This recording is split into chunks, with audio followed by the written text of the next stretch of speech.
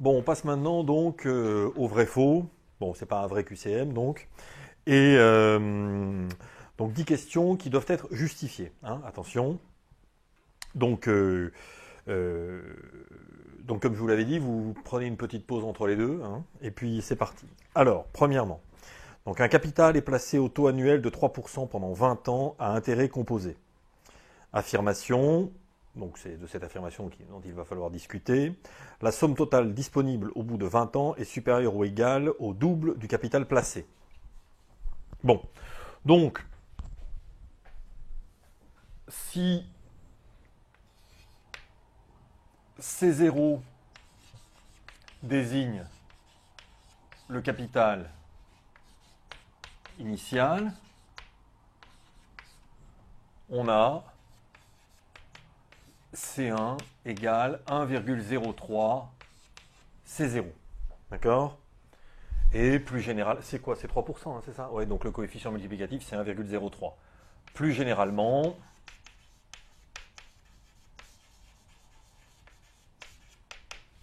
on a, quel que soit n appartenant à grand N, Cn plus 1 égale 1,03 Cn. Donc, Cn est une suite géométrique de raison 1,03. C'est combien Ah oui, c'est un taux annuel, hein. D'accord. Donc là, c'est après un an, hein. Voilà. Donc cette chose-là étant faite, on applique le cours. On a donc C, c'est combien d'années 20 ans. C20 est donc égal à C0 fois 1,03 à la puissance 20. Donc il s'agit simplement de vérifier si 1,03 à la puissance 20 est, je suis en train de le vérifier, oui ou non supérieur à 2. Donc 1,03 puissance 20, ça fait 1,806 environ, mais 1,03 à la puissance 20, c'est à peu près égal à 1,806, qui est strictement inférieur à 2, donc évidemment le capital n'a pas doublé.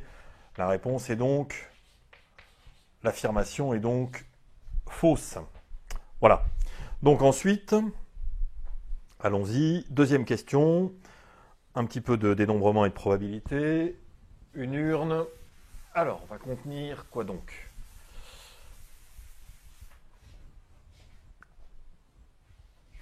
Trois boules, indiscernables au toucher évidemment, portant respectivement les numéros 1, 2 et 3. D'accord.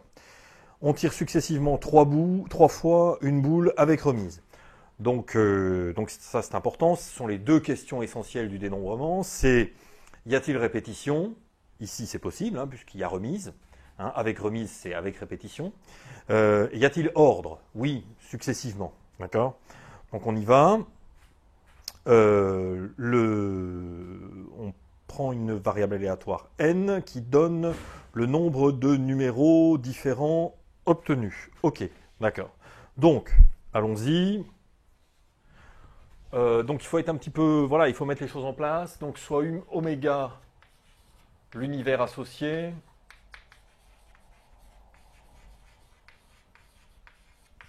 Voilà. Euh, les trois boules sont indiscernables, donc ça signifie que les tirages sont équiprobables. Les tirages sont équiprobables.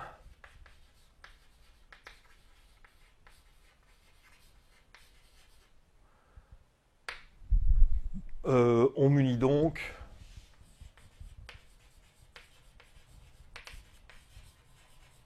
oméga de sa loi uniforme.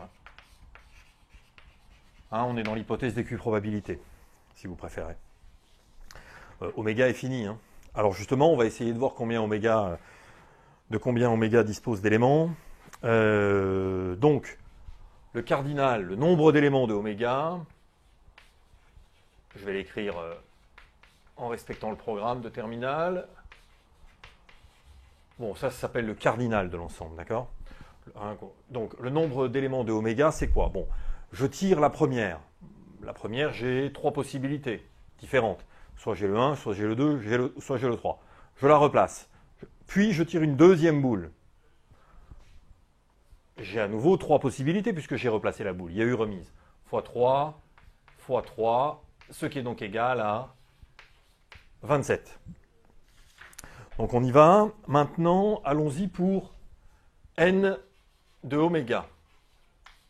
N de oméga, donc quels sont le nombre de couleurs, c'est quoi oméga n, pardon, c'est le nombre de numéros, c'est pas des couleurs, c'est des numéros, le nombre de numéros différents obtenus. Donc soit j'ai pu en obtenir un numéro, toujours le même, 1, 1, 1, ou 2, 2, 2, ou voilà. Soit j'en ai obtenu deux différents, 1, 2, 2, 1, 2, 1, enfin vous avez compris, soit trois différents, 1, 2, 3, 2, 1, 3, etc., etc. Bon, éventuellement vous pouvez faire un arbre là, mais il va être quand même bien fourni votre arbre, hein.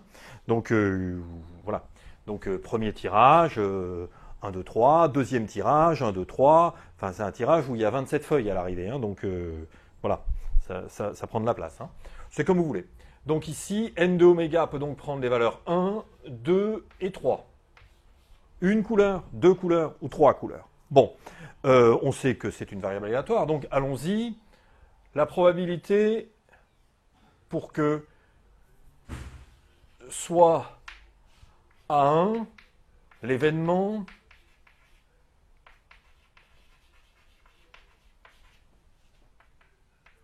un seul nombre. D'accord? Bon là, vous avez le droit d'être un peu rapide, hein. C'est un vrai faux, hein. Je dis QCM, mais c'est un vrai faux, hein. Donc, bon. Donc un seul nombre. Donc autrement dit, allons-y. Le nombre d'éléments de 1, c'est quoi?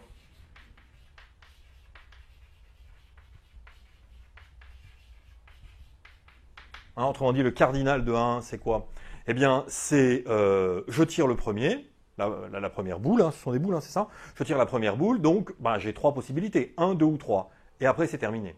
Parce que si, par exemple, j'ai tiré la boule numéro 2, je dois ensuite tirer à chaque fois la boule numéro 2. Donc j'ai trois possibilités pour la première boule, puis une, c'est-à-dire 3. Alors, oméga ayant été, ben, on est dans l'hypothèse des Q probabilités si vous préférez, donc oméga ayant été muni de sa probabilité uniforme, on sait qu'en fait la probabilité de 1, c'est le rapport entre le nombre de cas favorables sur le nombre de cas possibles. On est donc à 3 sur 27, c'est-à-dire 1 sur 9. D'accord? Ça, accessoirement, c'est la probabilité pour que n soit égal à 1. OK? On va maintenant s'intéresser au cas extrême. C'est souvent les plus simples. On va s'intéresser au cas où P a la probabilité pour que n soit égal à 2. À 3, justement, pardon. Donc, ce sera sur 27, hein, à nouveau. Donc, trois possibilités pour le premier numéro, 1, 2 ou 3. Ensuite, je la remets. Mais attention, lorsque je tire ma deuxième boule, je ne dois plus tirer le premier numéro, celui qui est sorti en premier, parce qu'effectivement, à ce compte-là, je n'arriverai pas à avoir n égale 3. Hein, je n'aurai pas trois numéros distincts. Donc, je n'ai plus que deux possibilités. Et enfin, pour le dernier tirage, je n'ai plus qu'une possibilité. Donc, on est à 3 fois 2 fois 1, ce qui fait 2 sur 9. C'est ça? C'est ça. Ensuite, enfin, on va s'intéresser à P de n égale 2. Alors, on ne va pas s'embêter à traiter tous les cas. On va se souvenir que n est une variable aléatoire, bien vérifier qu'on ne s'est pas planté, c'est-à-dire qu'on n'a pas oublié un cas possible. Donc, on récapitule rapidement. Le nombre de numéros différents, je dis parfois couleur, je suis désolé. Le nombre de numéros différents, c'est soit un numéro, soit deux numéros dans le tirage, soit trois numéros dans le tirage. Il n'y a pas d'autre possibilité, il ne peut pas y en avoir 4, il ne peut pas y en avoir 0. Bon, donc autrement dit, on est sûr qu'on a bien notre variable aléatoire et qu'elle est bien définie. Donc ce que je sais, c'est que P de n égale 2 est égal à 1 moins P de n égale 1 moins P de n égale 2. D'accord? Ce qui nous fait, je me mets ici, 1 moins 2 neuvièmes plus 1 neuvième. 1 moins 3 neuvièmes. D'accord? Ce qui nous fait 6 neuvièmes. je vais le laisser sous cette forme-là, d'accord? Parce que je sais qu'après, il faut que je calcule l'espérance, donc ça ne sert à rien de simplifier. Je serai de toute façon embêté. Donc allons-y pour l'espérance de cette variable aléatoire. L'espérance mathématique de n, c'est quoi? C'est donc 1 fois P de n égale 1, plus 2 fois P de n égale 2, plus 3 fois P de n égale 3. D'accord? Ce qui nous fait... J'ai bien fait d'effacer là, c'était une bonne idée. P de n égale 1, c'était 1 neuvième, hein, c'est ça? Oui, c'est ça. Alors, 1 fois 1 neuvième, plus 2 fois 6 neuvièmes, d'accord? Plus 3 fois 2 neuvièmes. Ce qui nous fait 19 neuvièmes, hein, sauf erreur de ma part, 12 et 6, 18 et 1, 19. Et 19 neuvièmes, évidemment, alors quelle était la question? Je crois qu'il fallait que ce soit supérieur à 3,5, hein, c'est ça? Oui, bon, on est bien... Bah oui, on est supérieur à 2. Donc, évidemment, c'est supérieur à 3,5. D'accord? Donc, la réponse, c'est vrai. L'affirmation proposée est vraie. Voilà, c'était bien. J'ai juste un doute, c'était bien 1 neuvième, là. Hein. P de n égale 1, 1 neuvième et 2 neuvièmes. Ouais, ça faisait bien 3 neuvièmes, c'est ça. D'accord, donc j'avais un doute. Ok. D'accord. Oui, puisque pour P de n égale 1, oui, c'est ça. D'accord, ok. Non, je me demandais si j'avais fait une erreur de calcul en ayant effacé. Allons-y. Troisième question. Donc, on est sur une... Alors, une entreprise produit en grande série des véhicules électriques. On admet que la probabilité qu'un véhicule ne soit pas conforme vaut 0,03. Donc, la probabilité pour qu'il soit conforme, c'est 0,97. On prélève au hasard le complémentaire à 1, 1 moins 0,03.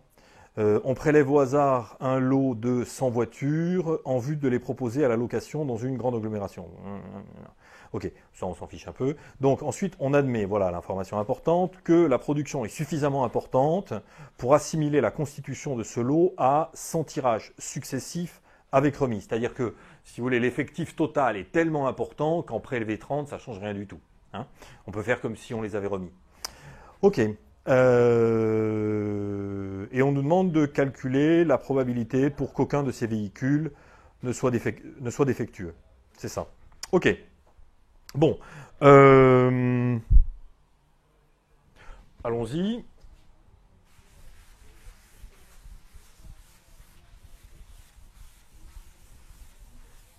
Voilà. Soit x, la variable aléatoire, d'accord, donnant le nombre de véhicules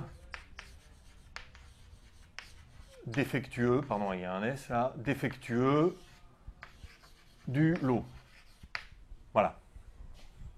Bon. Donc il va falloir effectivement reconnaître la loi que suit X. Bon, alors on y va. Il s'agit de la répétition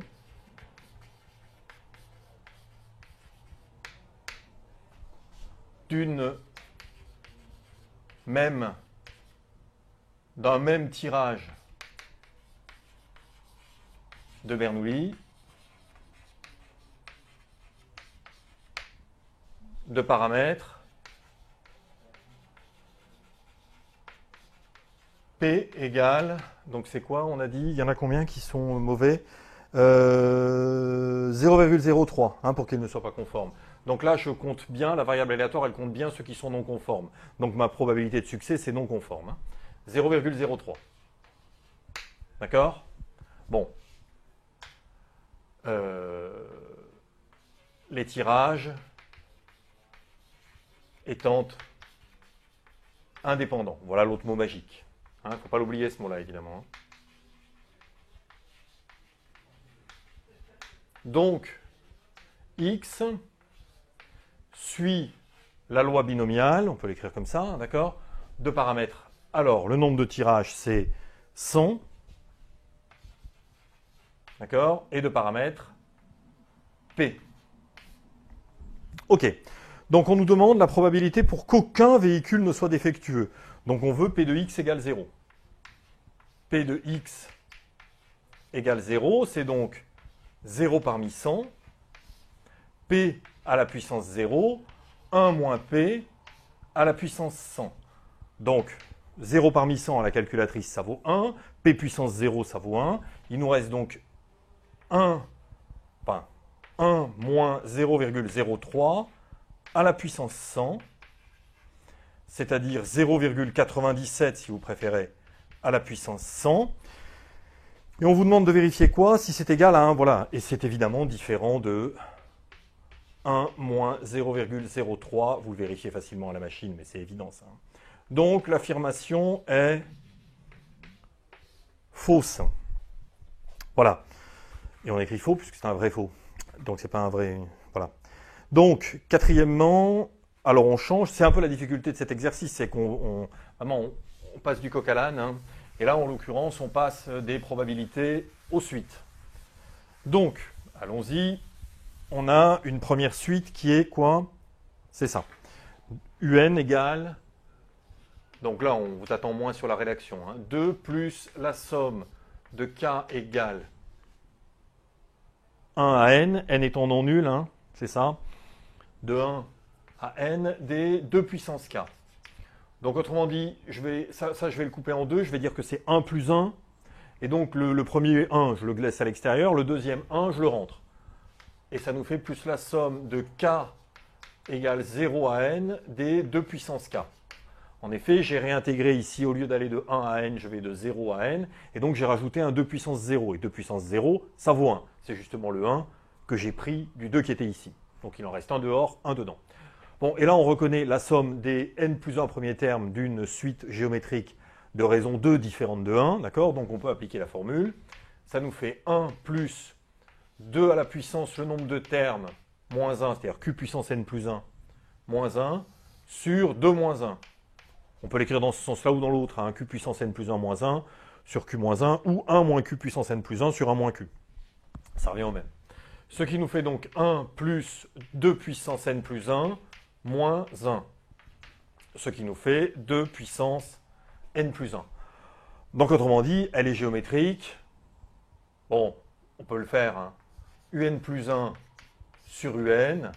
Ça nous fait donc 2 puissance n plus 2 sur 2 puissance n plus 1, ça fait 2, donc UN est, une suite géométrique. Ok, donc ensuite j'ai Vn qui est égal à Un moins 1. Alors là, il serait bien étonnant qu'elle soit géométrique. Vn est donc égal à Un moins 1, c'est-à-dire 2 puissance n plus 1 moins 1. Bon, je reprends l'expression que j'ai trouvée là. Donc, pour démontrer qu'une suite est géométrique, il faut démontrer que pour tout n, on a ça. D'accord? C'est ce que j'ai fait. C'est-à-dire que pour tout n, le rapport est constant. Pour démontrer qu'elle n'est pas géométrique, il suffit de produire un contre-exemple. Donc, allons-y, on va calculer V1. V1 est donc égal à 2 puissance, que je ne me trompe pas, 2 puissance 2 moins 1, ça fait 3. V2 est égal à 2 puissance 3 moins 1, ça fait 7, et V3 est égal à 2 puissance 4 moins 1, ce qui fait 15.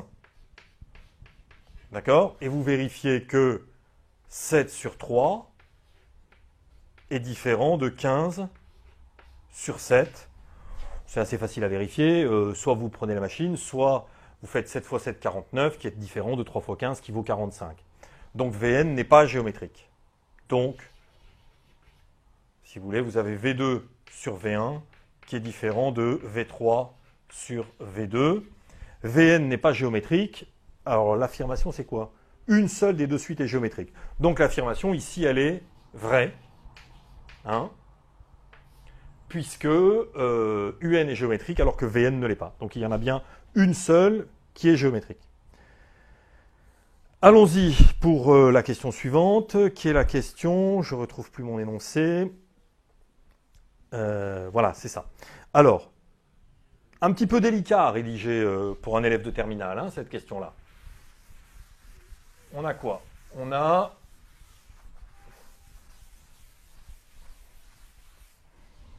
Donc j'arrive, je disais, à la question 5.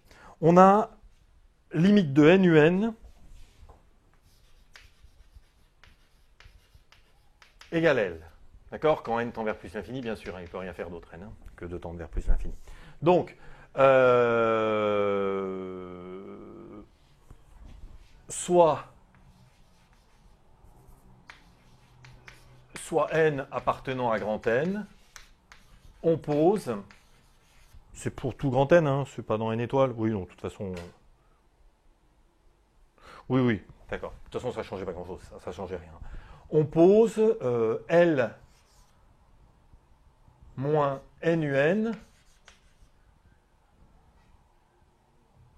égale une suite que je vais appeler epsilon n. D'accord? Ou plutôt, ce sera plus joli, on va poser NUN moins L égale epsilon n. D'accord? Il y aura moins de signe moins. Ainsi, j'ai quoi?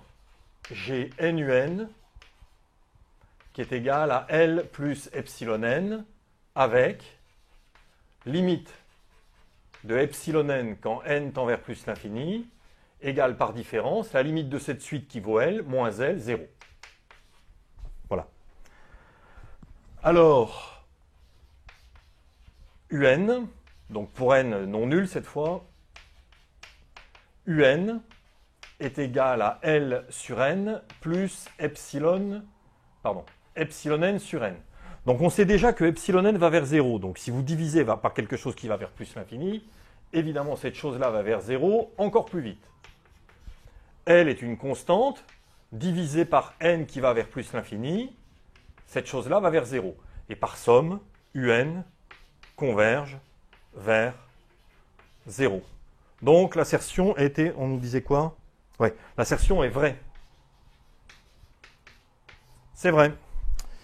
Ok. Ensuite, on arrive à nouveau une suite. Donc les thématiques sont quand même un peu regroupées, heureusement.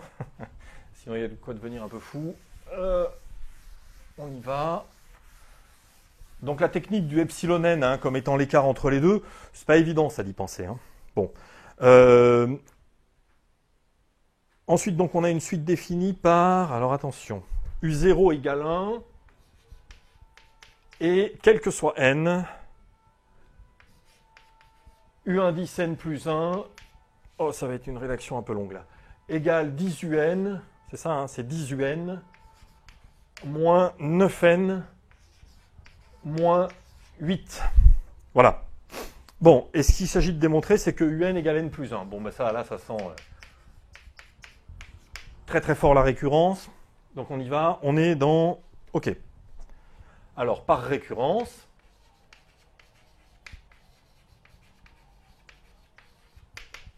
U0 égale 1, et 0 plus 1 égale 1, donc initialisation. OK. Alors on y va maintenant pour... là, encore une fois, on est dans un QCM, donc vous justifiez soigneusement comme c'est indiqué. Il faut avancer aussi. Hein, faut pas non, vous pouvez y mettre un tout petit peu moins les formes, que dans la partie problème. Hein. Donc ensuite, on va s'intéresser à l'hérédité. Alors attention à la rédaction. Là, par contre, soit n appartenant à grand N, on suppose UN égale n plus 1. Alors, UN plus 1 est égal à 10 UN, c'est-à-dire 10 fois n plus 1. Ça, c'est l'hypothèse de récurrence, hein, d'accord?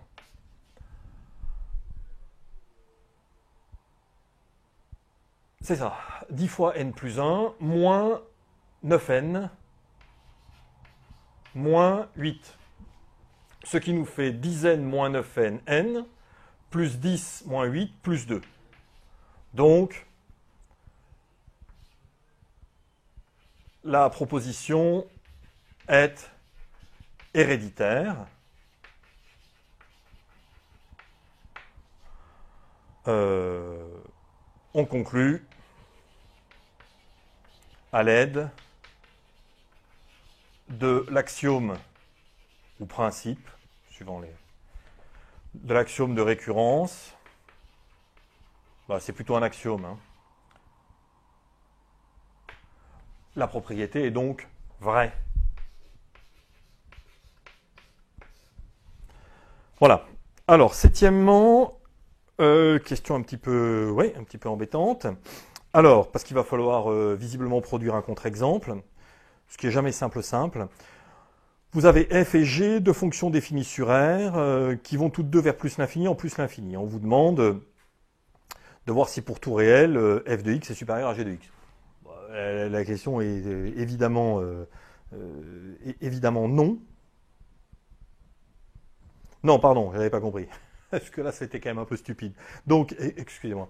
Donc, f de x va vers plus l'infini, g de x va vers plus l'infini, et pour tout x, f de x est supérieur à g de x. Et on vous demande de savoir si la limite entre la différence va vers 0. Bien sûr que non. Il se peut très bien, si vous voulez, que l'écart entre g et f, ça peut même être asymptotique. D'accord? Et elles vont pourtant toutes deux vers plus l'infini, avec une qui est toujours strictement au-dessus. Ou alors l'écart peut même être toujours égal à 1, c'est ce que je vais faire. Donc la réponse est fausse. Et pour démontrer que cette réponse est fausse, cette affirmation est fausse, on produit un contre-exemple. D'accord? Donc contre-exemple.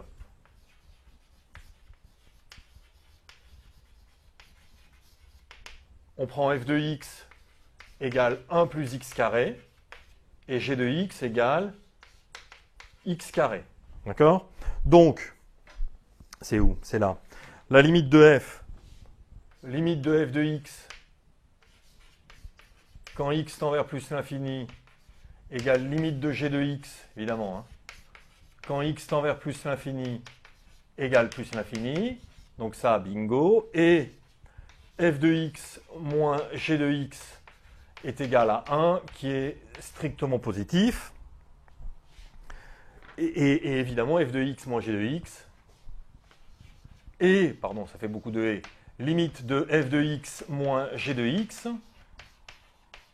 Quand x tend vers plus l'infini, bon, bah là, il se trouve que c'est toujours égal à 1. C'est 1. Donc la réponse est fausse. L'assertion, est fausse. Donc la réponse, c'est faux. Je passe à la 8e question. Donc, 8e question, c'est avec des exponentielles. Ouais, alors ça, c'est vraiment calculatoire. C'est un peu lourd. Mais bon, il faut faire ça proprement et pas s'embrouiller.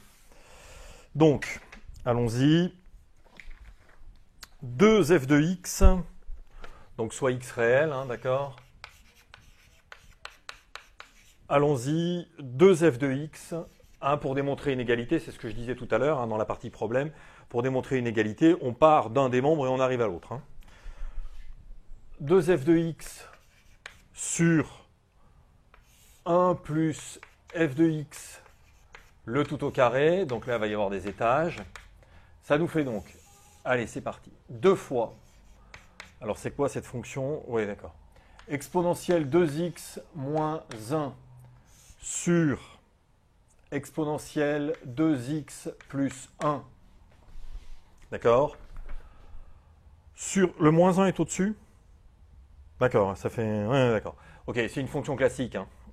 Sur, vous la verrez pour certains l'année prochaine, sur 1 plus, alors, on y va, exponentielle 2x moins 1 sur exponentielle 2x plus 1, le tout au carré.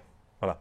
En fait, là, ce qu'on vous fait démontrer, c'est une formule, c'est des fonctions de trigonométrie, mais ce n'est pas la trigonométrie que vous connaissez. C'est une trigonométrie dite hyperbolique, et en fait, on vous fait démontrer une formule de trigonométrie hyperbolique classique, portant sur les tangentes hyperboliques. Donc, on y va. Ça, là-haut, on n'y touche pas. Ça nous fait 2 fois exponentielle 2x moins 1 sur exponentielle 2x plus 1. Sur, alors, je vais réduire ici au même dénominateur. Donc, je vais multiplier par exponentielle 2x plus 1 au carré.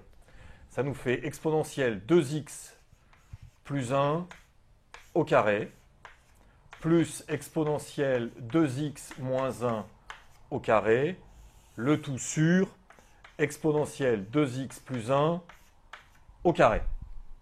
Donc les dénominateurs secondaires vont quand même un petit peu se simplifier.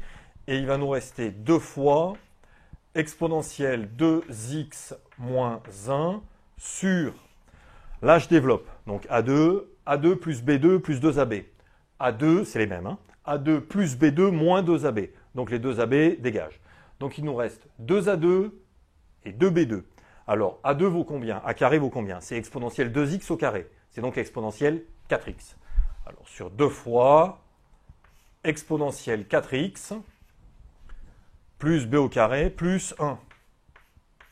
Le tout sur exponentielle, il n'y a plus besoin de la parenthèse, exponentielle 2x plus 1. Pourquoi il n'y a plus besoin de la parenthèse? Parce qu'en fait, j'ai simplifié en haut, enfin ces dénominateurs intermédiaires, je les ai simplifiés par exponentielle 2x plus 1. Donc plutôt que de diviser par une fraction, vous savez que je multiplie par son inverse. Et ça nous donne donc, je viens me mettre ici, je suis désolé, ça nous fait donc les deux se simplifient, ok? Et il nous reste donc exponentielle 2x moins 1 facteur de exponentielle 2x plus 1, hein, celui-ci remonte ici, sur exponentielle 4x plus 1. Bon, et là, évidemment, ça nous fait a moins b, a plus b, a2 moins b2. Donc ça nous fait exponentielle 4x moins 1 sur exponentielle 4x plus 1. Et ça, c'est évidemment égal à f de 2x. Donc, la réponse, c'est vrai. Alors, on passe maintenant avec un petit peu de trigonométrie, là, pour le coup, celle que vous connaissez bien. On donne sinus 7pi sur 12 et on demande ce que vaut cosinus 7pi sur 12. Ok. Alors, allons-y. J'efface, hein, donc l'avant-dernière question. Question de trigo. Alors, cosinus carré 7pi sur 12, vous savez que c'est égal à 1 moins sinus carré 7pi sur 12. Ça nous fait donc 1 moins... Alors, on nous propose racine de 2 plus racine de 6 sur 4. Le tout au carré. D'accord? Ce qui nous fait donc 1 moins... Alors, racine de 2 plus racine de 6 au carré sur 4 au carré. Donc, on sera sur 16. D'accord? Alors, a plus b au carré. A2 plus b2 plus 2ab. 2 plus 6, 8. Plus 2ab, ça fait 2 racines de 12. 2 fois 6. D'accord? Et là, ça nous fait donc, on réduit au même dénominateur, donc on va multiplier en haut et en bas par 16, ça fait 16 moins 8, 8. Attention de bien distribuer le moins 2 racines de 12. Oui, mais racine de 12, c'est 4 fois 3, donc racine de 4 fois 3, c'est 2 racines de 3. 2 fois 2 racines de 3, ça fait 4 racines de 3 sur 16. Je simplifie en haut et en bas par 4, et il me reste 2 moins racine de 3 sur 4. Nous, ce qu'on nous demande, c'est de vérifier si c'est égal à cosinus 7pi sur 12. Bon, alors allons-y. Oui, ça va être plus simple comme ça. Or, pardon, j'ai le fil qui me suit. Or, racine de 2 moins racine de 6, le truc proposé, à la puissance 4 au carré, ça fait combien? Ça fait 6 et 2, 8. Moins 2 racines de 12, c'est-à-dire 4 racines de 3, je vais un peu plus vite, sur 16. Et en resimplifiant par 4, ça fait 2 moins racine de 3 sur 4. D'accord? Donc, cosinus carré 7pi sur 12 égale racine de 2 moins racine de 6 sur 4 au carré. Donc on peut passer aux valeurs absolues si vous le souhaitez, ce n'est pas nécessaire mais on peut. Ainsi, la valeur absolue de cosinus 7pi sur 12, elle vaut combien? Elle vaut la valeur absolue de ça. Donc la valeur absolue, le carré au t. Hein. A2 égale B2, ça équivaut à A carré égale B carré, ça équivaut à A égale B ou A égale moins B, ce qui équivaut à valeur absolue de A égale valeur absolue de B. Donc ici, ça nous fait, alors attention, vous prenez la valeur absolue, donc ça fait pas racine de 2 moins racine de 6, ça fait racine de 6 moins racine de 2. Racine de 6 moins racine de 2 sur 4. Bon, alors maintenant, c'est toujours le truc classique, il faut conclure avec une petite considération sur le signe de cosinus 7pi sur 12. Il se trouve que 7pi sur 12, c'est plus grand que pi sur 2. Pi sur 2, c'est 6pi sur 12. Donc ça appartient, si vous voulez, à pi sur 2, pi. Donc, cosinus 7pi sur 12 est négatif. Donc, autrement dit, pour ôter ici la valeur absolue, il faut que je prenne le négatif ici. Donc, d'où cosinus 7pi sur 12 égale racine de 2 moins racine de 6 sur 4, c'est-à-dire le négatif. C'est donc vrai. À nouveau, l'assertion est vraie. Il y a quand même pas mal de vrai. Attention, ne pariez pas là-dessus le jour du concours.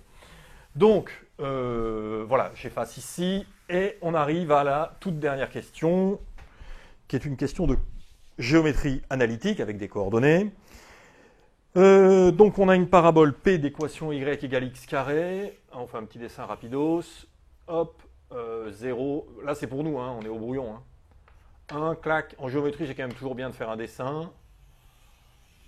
Ça permet souvent de simplifier les choses. Donc, soit A, un réel strictement positif, et A, le point de la parabole. Donc ici j'ai petit a, strictement positif. Ici j'ai le point A, donc c'est le point de coordonnées A carré, quoi, vous pouvez laisser le dessin évidemment, comme ça vous précisez que c'est A carré. Pourquoi c'est A carré? Parce que c'est un point de la parabole, donc ces coordonnées vérifient l'équation de la parabole qui est y égale x carré. Donc autrement dit, son ordonnée est égale au carré de son abscisse. Donc bon, ça fait A carré. Et ouais, donc vous considérez ensuite la droite OA. Ok. Cette droite OA, on considère... C'est ça. On prend la perpendiculaire. Donc B, ce sera le second point. Il faut toujours décoder en géométrie. B sera le second point d'intersection entre la parabole, ok, d'accord, et la perpendiculaire à la droite OA. Donc elle va par là, la parabole. À la droite OA, passant par O. Donc en fait, cette perpendiculaire, elle est là. D'accord? Votre point B, il est là. Et ce qu'on vous demande de vérifier, c'est quoi? C'est... donc on est d'accord, la perpendiculaire à OA menée par O, elle est là. D'accord? Elle est là, cette perpendiculaire. Et ce qu'on est en train de nous demander... Donc elle recoupe la parabole en un deuxième point. Évidemment, elle passe par O, donc elle coupe déjà en haut. Et ensuite, elle coupe en un deuxième point. Et on vous demande de vérifier si le point K01, donc il est là, K, appartient à la droite AB ou pas. Mon dessin n'est pas si mal. Eh bien, on va vérifier. Donc pour ce faire, il faut faire un petit peu de géométrie là, d'accord? Enfin, il faut poser des équations. Donc là, c'est à vous de prendre des initiatives. Donc, le repère est orthonormé.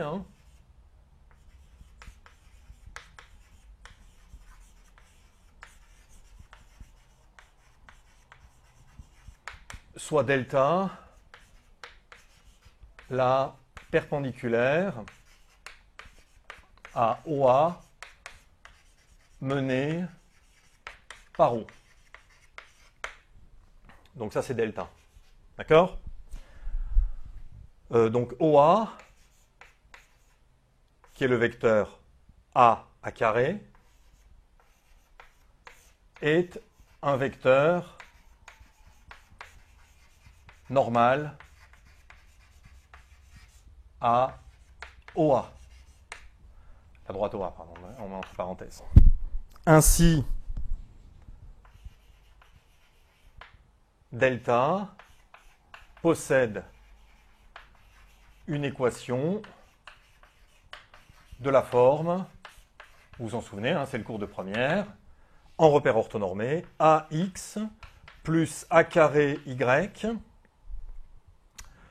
plus B, une constante, égale 0. Or, vous savez que le point O appartient à delta, donc les coordonnées du point O vérifient l'équation de delta, donc B est nul. Donc B égale 0. Voilà. Donc maintenant, on cherche les intersections entre donc mxy appartient à delta inter, la parabole, je lui donne un nom, je l'appelle Perron, inter-Perron, si et seulement si, y égale x carré, et ici j'ai donc ax plus a carré y égale 0.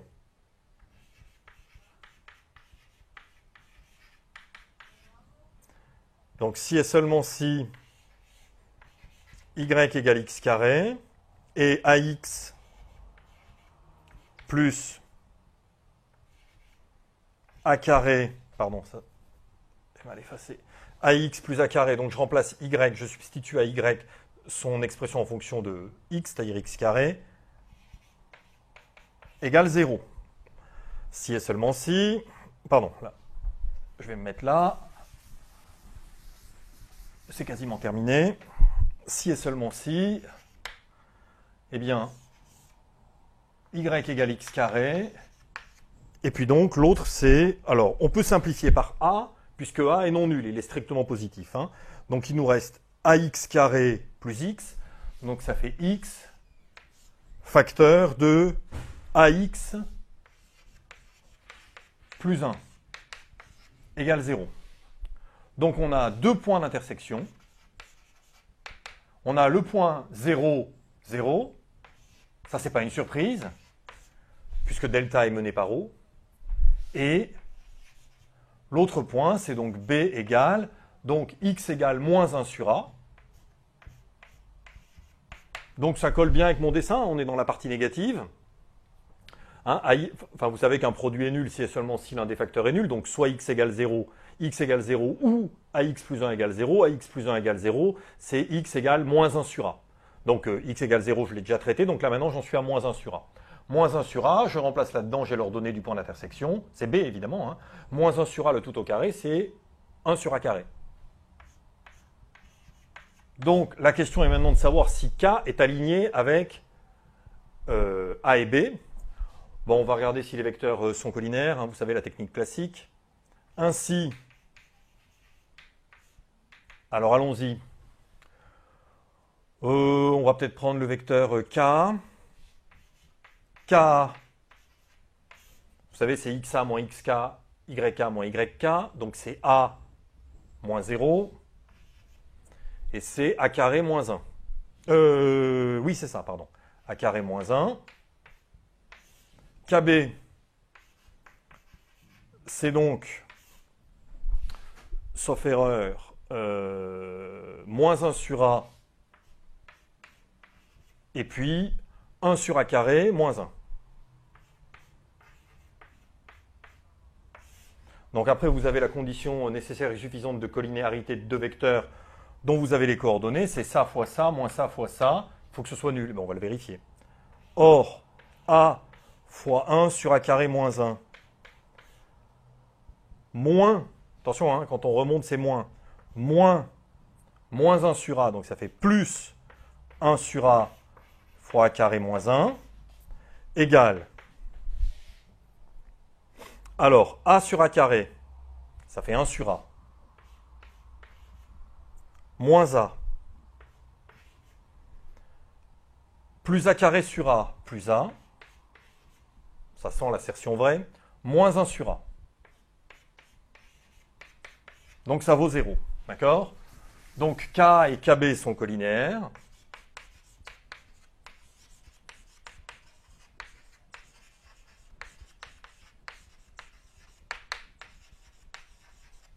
K et KB sont collinaires, ok. Donc, c'était comment était formulée la question? Oui. Donc, K appartient à la droite AB. Hein. A, K et B sont alignés. Donc, c'est vrai. Voilà. Eh bien, écoutez, voilà ce qu'il fallait faire pour avoir une bonne note a priori.